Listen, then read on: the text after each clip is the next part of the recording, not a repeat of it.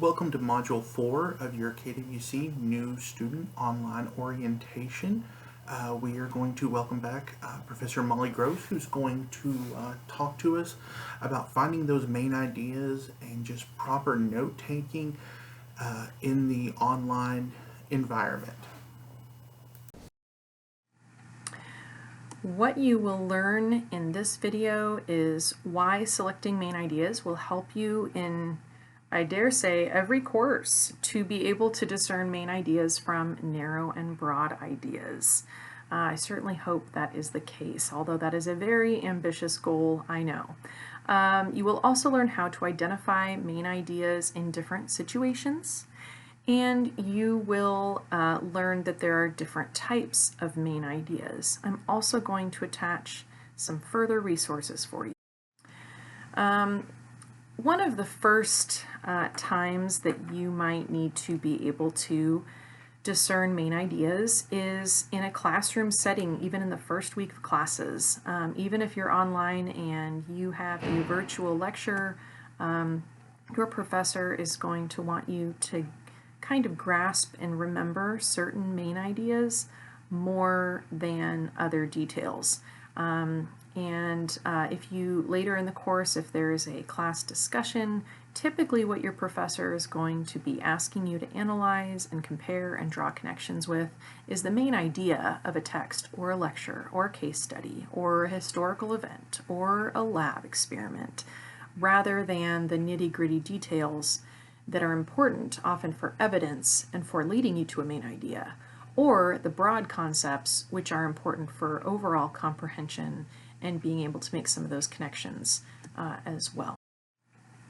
This is sort of a visual that helps you think about how main ideas relate to broad and narrow ideas. And whenever I see this critical thinking bullseye, I teach with this a lot, and I always think of a pizza. Did that come to your mind too? Where the broad notion is that you have a pizza and it's primarily made of bread. But some narrow ideas in there, some details, supporting evidence, they are just the toppings on the pizza. And so whether you have a pepperoni pizza or a Hawaiian pizza or an anchovies pizza, those are just the details, but in the end it's still pizza, and that's the broad idea that someone wants you to get when they sit down before you. I'm getting hungry. But the main idea is maybe what type of pizza it is. That's what you tell your waiter. You don't sit down and tell your waiter, I'd like a pizza, or I'd like some of these toppings. You need to order a Hawaiian pizza with pineapple and ham, or pineapple and pepperoni. It's good, don't argue.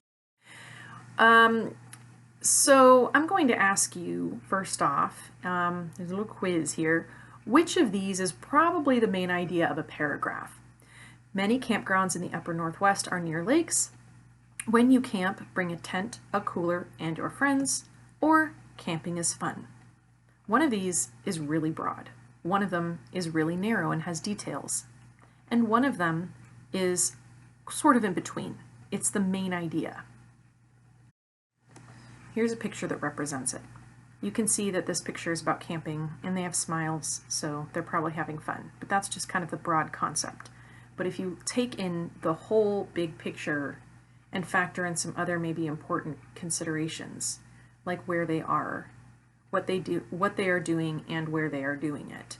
The what and the where, and a lot of those W's can often help lead you to the main idea. But if we look at some of the more details of what's happening, the fact that there's some wood stacked, the fact that they're all, mostly covering their shoulders, it might be kind of cool out, that they have a yellow tent.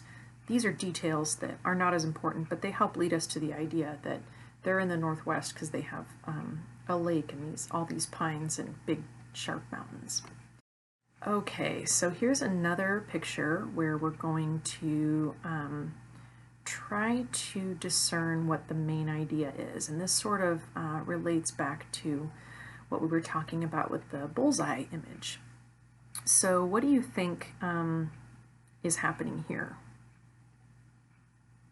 You could say that they are preparing dinner. Sure. You could say, I see a pickle and an egg and some cheese and meat, and I see a little girl. And you could list a lot of details that you see, but it's not going to help us really with the main idea might help you get to it. But if someone were to just ask you, what's happening here? You would have to blurt out something short and succinct that encompassed everything happening at once, that's not too detailed and not too broad, like, oh, they're making dinner. So you might say something like, well, a mother and daughter are making pizza with a few toppings. Something like that. We're not going to list the specific toppings because that would be too narrow. And we're not just going to say dinner because that's too broad. Same thing can be applied to a paragraph in a textbook. Usually, every author in a textbook has a main idea that they state in every single paragraph. Now, whether it is stated or it's implied, you will have to figure out, because sometimes it's just implied, and we're practicing that by pictures. Okay, here, you could say, they're playing sports, or they're playing tennis. Sure, but what kind of tennis? Do we need to get a little bit more detailed? But without getting too detailed, like, there's 2 players in red shirts and 2 players in blue shirts. And where's the ball? We can't see it. The ball is in the air. These are details, right? And it'd be much too broad to say they're playing tennis.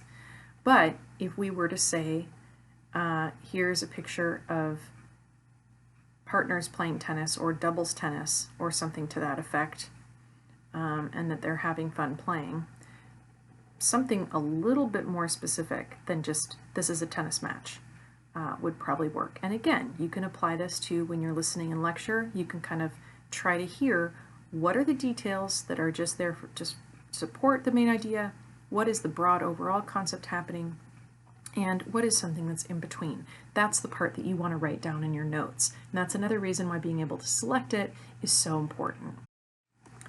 Okay, here's another picture. Try to think of the broad thing happening, maybe first. It's a vet, right? It's a vet appointment. And so I started with the who, or you could start with the what, or the where. This is in a vet's office. Or the who being the dog. The dog is being seen by a vet. Now some details. Well, we've got, a really cute dog. I want to say that's some sort of spaniel. I should know. You could say that that the vet is female, that she's using a stethoscope. You could say that it's 1:45, or gosh, there's an awful lot of white in this picture. But again, what you want to train your brain to do is be able to identify what the broad notion is, what the details are, and kind of pare those away until you can distill something more reasonable in the paragraph or in the lecture or in what your friend is saying to you, something succinct in one sentence that puts it all together. A dog is having his heart or her heart checked by a veterinarian. Boom. It's sort of everything, but it's not too much. We don't have any little details in there. So you want to kind of try to get at that. And your brain might automatically just go to the main idea. Maybe you do this by just looking and it comes to you. But that doesn't come as easily to everybody. And sometimes people can see the broad idea very easily where the details are harder. Everyone. All right, so I've got some further resources for you. I'm going to be updating this PowerPoint with more. I've got some videos that go online to how you can discern main idea. And of course, if you ever have more questions, you are always welcome to contact me for more help with this important strategy. I've got some videos that go online to how you can discern main idea. And now that we've heard from Professor Molly Gross on proper note-taking and finding those main ideas to help key us in as we're learning and studying, that concludes Module 4 of your KWC New Student Online Orientation.